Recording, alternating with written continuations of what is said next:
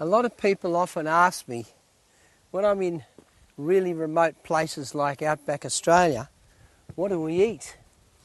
Well, if you look at some of the early drovers that opened up this country and the early stockmen and cattle musterers, they all had their own special recipe for their daily bread, which of course is damper.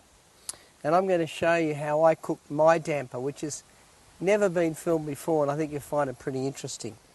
So watch carefully. First up, it's quite simple. We don't use the old flour and add yeast. We use the old self-raising flour. And I put in a fair swag of that, about, I guess, half a pot full. And then I add water straight from the billabong that I've boiled up earlier, so there's no germs and bugs in it. And I just simply stir that up, and then I add my special ingredient. Firstly, salt. Plenty of salt. I like about that much salt. Shot that in. And now comes the protein. Normally you don't get protein from a damper. And you can get plenty of these out here. And that's cane toad. And you'll find there are thousands of them around the billabong, so they're quite easy to catch. Don't squeeze them or hurt them, you can't be cruel to them. And I like to wet my toad, make him nice and wet. Nothing like wetting your toad this time of day. And then a good handful of flour. Dust his tummy.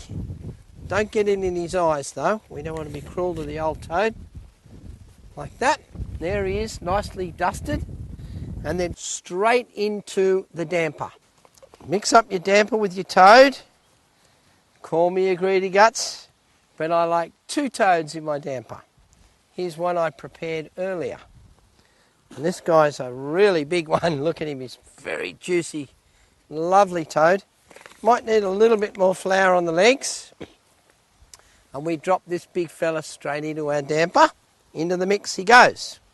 And then you've got to knead that damper, and that is to really squash that cane toad into the damper so that you get all the lovely juices and protein right throughout the mix. Your next camping trip will be a wonderful one because you'll know how to make one of my dampers.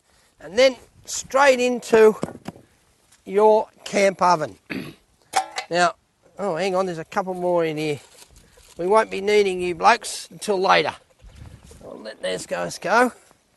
Now I like to line my camp oven with some alfoil.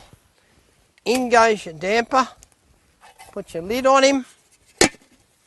And then you've got to shovel the coals straight on top so that it cooks beautifully.